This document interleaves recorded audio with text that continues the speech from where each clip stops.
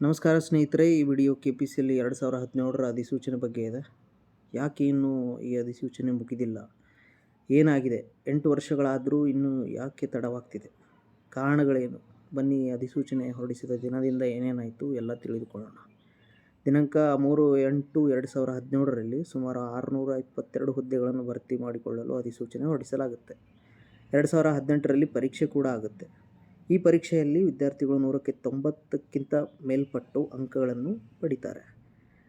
ಈ ಹುದ್ದೆಗಳೆಲ್ಲವೂ ತಾಂತ್ರಿಕ ಅಂದರೆ ಟೆಕ್ನಿಕಲ್ ಹುದ್ದೆಗಳಾಗಿರುವುದರಿಂದ 90 ಅಂಕಗಳಿಂದ ಮೇಲ್ಪಟ್ಟು ಗಳಿಸುವುದು ಅಸಾಧ್ಯ. ಇದನ್ನು ಪ್ರಶ್ನಿಸಿ ಕೆಲ ವಿದ್ಯಾರ್ಥಿಗಳು ಕೋರ್ಟ್ ಮೆಟ್ಟಿಲು ಹತ್ತುತ್ತಾರೆ. ಒಂದೇ ಪುಸ್ತಕದಿಂದ ಎಲ್ಲ ಪ್ರಶ್ನೆಗಳು ಪರೀಕ್ಷೆಯಲ್ಲಿ ಬಂದಿವೆ ಎಂದು ನ್ಯಾಯಾಲಯದ ಮುಂದೆ ಸಾಬೀತಾದಾಗ ನ್ಯಾಯಾಲಯ ಮರುಪರೀಕ್ಷೆಗೆ ಆದೇಶ ನೀಡುತ್ತದೆ. 2018ರಿಂದ 2023ರ ತನಕ ಈ ಅಧಿಸೂಚನೆ ಬಗ್ಗೆ ಯಾವುದೇ ಬೆಳವಣಿಗೆಗಳು ಆಗುವುದಿಲ್ಲ. ನ್ಯಾಯಾಲಯ KEA ಸಂಸ್ಥೆಯವರು ಈ ಪರೀಕ್ಷೆ ಮಾಡಿ ಎಂದು ಸೂಚನೆ ನೀಡಿದಾಗ ಈ ಪ್ರಕಟಣೆ KEA ಜಾಲತಾಣದಲ್ಲಿಯೂ ಪ್ರಕಟಗೊಳ್ಳುತ್ತದೆ. ತದನಂತರ ಫೆಬ್ರವರಿ 18, 2024ರಂದು KPCL ಮರುಪರೀಕ್ಷೆ ನಡೆಸುತ್ತೇವೆ ಎಂದು KEA ವೇಳಾಪಟ್ಟಿಯನ್ನು ಬಿಡುಗಡೆ ಮಾಡುತ್ತಾರೆ.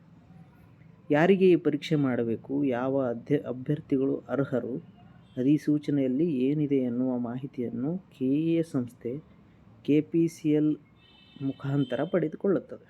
ಆಗ KPCL ಎಲ್ಲ ಮಾಹಿತಿ ನೀಡುತ್ತದೆ. ಫೆಬ್ರವರಿ 2024ರಲ್ಲಿ ಪರೀಕ್ಷೆ ಕೂಡ ಆಗುತ್ತದೆ. ಪರೀಕ್ಷೆಯಲ್ಲಿ ಒಂದು ದೊಡ್ಡ ಗೊಂದಲ ಉಂಟಾಗುತ್ತದೆ. ಕಾರಣ, ಋಣಾತ್ಮಕ ಮೌಲ್ಯಮಾಪನ ನೆಗೆಟಿವ್ ಮಾರ್ಕಿಂಗ್ ಬಗ್ಗೆ ಯಾವುದೇ ಮಾಹಿತಿ ಇರುವುದಿಲ್ಲ. ಅಧಿಸೂಚನೆಯಲ್ಲಿ ಮೊದಲೇ ಇಲ್ಲ. ಆದ ಕಾರಣ ಎಲ್ಲ ವಿದ್ಯಾರ್ಥಿಗಳು ನೆಗೆಟಿವ್ ಮಾರ್ಕಿಂಗ್ ಇಲ್ಲ ಎಂದು ತಿಳಿದುಕೊಂಡು ಪರೀಕ್ಷೆ ಬರೀತಾರೆ. ಕೆಲ ವಿದ್ಯಾರ್ಥಿಗಳು ಪರೀಕ್ಷೆಯಲ್ಲಿಯೇ ನೆಗೆಟಿವ್ ಮಾರ್ಕಿಂಗ್ ಬಗ್ಗೆ ಪ್ರಶ್ನೆ ಮಾಡಿದಾಗ KEA ಅಧಿಕಾರಿಗಳು ಅಧಿಸೂಚನೆಯಲ್ಲಿ ಏನಿದೆ ಅದು ನಿಮಗೆ ಗೊತ್ತಿರಬೇಕು, ಅಧಿಸೂಚನೆಯಲ್ಲಿ ಏನಿರುತ್ತೋ ಅದೇ ಇರುತ್ತೆ ಎಂದು ಹೇಳುತ್ತಾರೆ. ಇನ್ನೊಂದು ಪರೀಕ್ಷಾ ಕೇಂದ್ರದಲ್ಲಿ ನೆಗೆಟಿವ್ ಮಾರ್ಕಿಂಗ್ ಇದೆ ಎಂದು ಹೇಳುತ್ತಾರೆ. ಇದು ಬಹುದೊಡ್ಡ ಅಚ್ಚರಿಯ ಸಂಗತಿ. ಒಂದು ಪರೀಕ್ಷೆ ಕೇಂದ್ರದಲ್ಲಿ ಒಂದು ಮಾಹಿತಿ, ಇನ್ನೊಂದರಲ್ಲಿ ಬೇರೆ ಏನೋ ಮಾಹಿತಿ ನೀಡುತ್ತಾರೆ. 21ನೇ ಶತಮಾನದಲ್ಲೂ ಸ್ಪರ್ಧಾತ್ಮಕ ಪರೀಕ್ಷೆ ಈ ರೀತಿ ನಡೆಯುತ್ತೆ ಅಂದರೆ ಇನ್ನೂ ಆಶ್ಚರ್ಯ ಪಡೋದರಲ್ಲಿ ತಪ್ಪಿಲ್ಲ. ಓದಿ ಸರ್ಕಾರಿ ಕೆಲಸದಲ್ಲಿ ಇರುವ ಅಸಮರ್ಥ ಅಧಿಕಾರಿಗಳು ಹೀಗೆ ಮಾಡಿದರೆ, ಹಗಲು ರಾತ್ರಿ ಎನ್ನದೇ ಓದಿ ಸರ್ಕಾರಿ ಕೆಲಸ ತೆಗೆದುಕೊಳ್ಳಬೇಕು ಎನ್ನುವ ವಿದ್ಯಾರ್ಥಿಗಳು ಭವಿಷ್ಯ ಹಾಳಾಗೋದರಲ್ಲಿ ಸಂಶಯವಿಲ್ಲ. ಪರೀಕ್ಷೆ ಮುಗಿಸಿ ಅಭ್ಯರ್ಥಿಗಳೆಲ್ಲರೂ ಗೊಂದಲದಲ್ಲಿಯೇ ಮನೆಗೆ ಹೋಗ್ತಾರೆ. ಮುಂದೆ KEA ಫಲಿತಾಂಶ ಬಿಡುಗಡೆ ಮಾಡುವಾಗ ನಾವು ಋಣಾತ್ಮಕ ಮೌಲ್ಯಮಾಪನದ ಬಗ್ಗೆ KPCL ಸಂಸ್ಥೆಗೆ ಪತ್ರ ಬರೆದಿದ್ದೇವೆ, ಅದರ ಸೂಚನೆಯಂತೆ ಮುಂದಿನ ಕ್ರಮ ಕೈಗೊಳ್ಳುತ್ತೇವೆ ಎಂದು ಹೇಳಿಕೆ ನೀಡುತ್ತಾರೆ.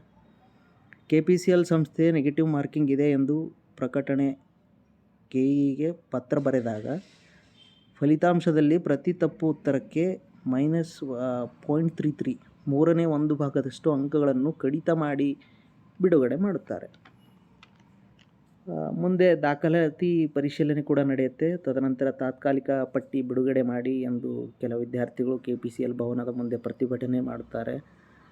ಒತ್ತಡಕ್ಕೊಳಗಾದ ಅಧಿಕಾರಿಗಳು ತಾತ್ಕಾಲಿಕ ಆಯ್ಕೆ ಪಟ್ಟಿ ಬಿಡುಗಡೆ ಮಾಡುತ್ತಾರೆ. ಆದರೆ ನೆಗೆಟಿವ್ ಮಾರ್ಕಿಂಗ್ ಬಗ್ಗೆ ಯಾವುದೇ ಮಾಹಿತಿ ಅಧಿಸೂಚನೆಯಲ್ಲಿಯೂ ಮತ್ತು ಪರೀಕ್ಷಾ ಪ್ರಶ್ನೆ ಪತ್ರಿಕೆಯಲ್ಲಿಯೂ ಇಲ್ಲದೇ ಇರುವುದರಿಂದ ವಿದ್ಯಾರ್ಥಿಗಳು ನ್ಯಾಯಾಲಯದ ಮೊರೆ ಹೋಗುತ್ತಾರೆ. KPCL ಸಂಸ್ಥೆಯಿಂದ 1:1 ತಾತ್ಕಾಲಿಕ ಆಯ್ಕೆ ಪಟ್ಟಿ ಬಿಡುಗಡೆಯಾಗುತ್ತದೆ. ಆಗ ಆಯ್ಕೆ ಪಟ್ಟಿಯಲ್ಲಿ ಆಯ್ಕೆಗೊಂಡ ಅಭ್ಯರ್ಥಿಗಳು ಇವಾಗ ಋಣಾತ್ಮಕ ಮೌಲ್ಯಮಾಪನ ಅಂದರೆ ನೆಗೆಟಿವ್ ಮಾರ್ಕಿಂಗ್ ಇದೆ ಎಂದು ಒಂದು ಸಂಘಟನೆಯ ಅಧ್ಯಕ್ಷನಿಗೆ ದುಡ್ಡು ಕೊಟ್ಟು ಬೆಂಗಳೂರಿನ ಫ್ರೀಡಂ ಪಾರ್ಕ್ನಲ್ಲಿ ಪ್ರತಿಭಟನೆ ಮಾಡಲು ಕರೆದುಕೊಂಡು ಹೋಗ್ತಾರೆ. ದುಡ್ಡು ತಗೊಂಡು ಪ್ರತಿಭಟನೆ ಮಾಡೋದಕ್ಕೆ ಪ್ರತಿಭಟನೆ ಎನ್ನುವುದಿಲ್ಲ, ಕೆಲಸ ಎನ್ನುತ್ತಾರೆ. ಪ್ರಕರಣ ನ್ಯಾಯಾಲಯದಲ್ಲಿ ಇದ್ದರೂ ಆಯ್ಕೆಯಾದ ವಿದ್ಯಾರ್ಥಿಗಳು ಸುಮ್ಮನೆ ಪ್ರತಿಭಟನೆ ಮಾಡಿ ಅಂತಿಮ ಆಯ್ಕೆ ಪಟ್ಟಿಯನ್ನು ಕೂಡ ಬಿಡುಗಡೆ ಮಾಡಿಸುತ್ತಾರೆ. ಪರೀಕ್ಷೆಯೇ ಸರಿಯಾಗಿ ನಡೆದಿಲ್ಲ ಎಂದ ಮೇಲೆ ಅಂತಿಮ ಆಯ್ಕೆ ಪಟ್ಟಿ ಬಿಡುಗಡೆ ಮಾಡುವುದು ಅಚ್ಚರಿಯ ಸಂಗತಿ. ಸರ್ಕಾರ ಈ ಅಧಿಸೂಚನೆಯನ್ನು ಮುಚ್ಚಿ ಹಾಕಲು ಪ್ರಯತ್ನ ಮಾಡುತ್ತಿದೆ. ನನ್ನ ಗೆಳೆಯನಿಗೆ ಆದ ಮೋಸ ಅತ್ಯಂತ ದೊಡ್ಡದು. ಒಂದೇ ಪರೀಕ್ಷಾ ಕೇಂದ್ರದಲ್ಲಿ ಒಂದು ಕಡೆ ನೆಗೆಟಿವ್ ಮಾರ್ಕಿಂಗ್ ಇಲ್ಲ, ಒಂದು ಕಡೆ ಇದೆ ಎಂದು ಹೇಳಿದ್ದಾರೆ. ಇದು ಯಾವ ನ್ಯಾಯ? ಒಂದು ಪರೀಕ್ಷೆಯನ್ನು ಸರಿಯಾಗಿ ಮಾಡಲು ಆಗುತ್ತಿಲ್ಲ ಎಂದ ಮೇಲೆ ಇವರೆಲ್ಲರೂ ಒಂದು ಸಂಸ್ಥೆ ನಡೆಸುವುದರಲ್ಲಿ ಅಯೋಗ್ಯರು.